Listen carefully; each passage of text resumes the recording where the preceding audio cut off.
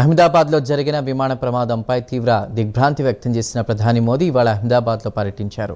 విమాన ప్రమాదంలో ధ్వంసమైన medical college భవనాన్ని పరిశీలించారు. ప్రమాదం జరిగిన తీరును, ప్రాణాలు కోల్పోయిన వారి వివరాలను అధికారులను అడిగి తెలుసుకున్నారు.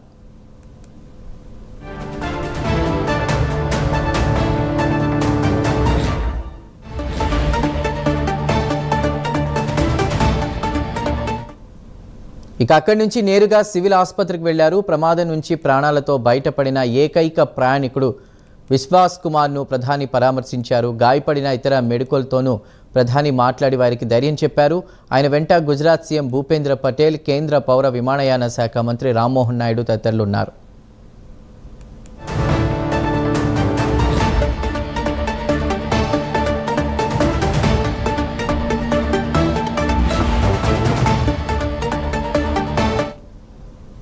అహ్మదాబాద్ నుండి లండన్కు బయలుదేరిన ఎయిర్ ఇండియా విమానం గురువారం ఘోర ప్రమాదానికి గురైంది. టేకాఫ్ అయిన కొన్ని నిమిషాలకే ఆ విమానం కుప్పకూలింది. ఈ ఘటనలో మొత్తం 265 మంది ప్రాణాలు కోల్పోయారు. వైద్య కాలేజీ భవనంపై విమానం పడిపోవడంతో అందులో కొంతమంది ప్రాణాలు కోల్పోయారు. మరికొంతమంది తీవ్రంగా గాయపడ్డారు. వారు సివిల్ ఆసుపత్రిలో ప్రస్తుతం చికిత్స పొందుతున్నారు.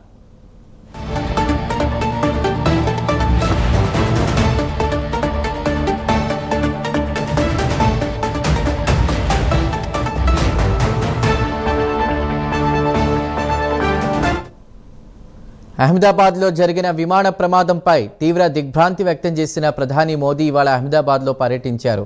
విమాన ప్రమాదంలో ధ్వంసమైన మెడికల్ కాలేజీ భవనాన్ని పరిశీలించారు.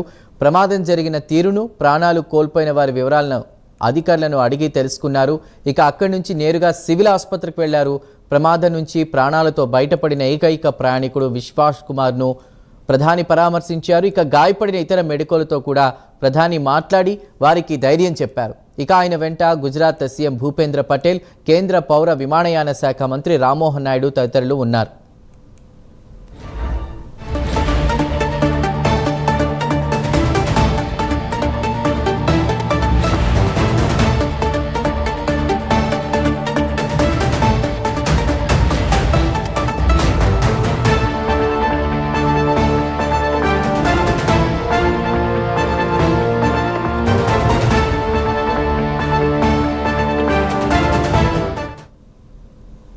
అహ్మదాబాద్ నుండి లండన్ బయలుదేరిన ఎయిర్ ఇండియా విమానం గురువారం మధ్యాహ్నం ఘోర ప్రమాదానికి గురైంది. టేకాఫ్ అయిన కొన్ని నిమిషాలకే ఆ విమానం కుప్పకూలిపోయింది.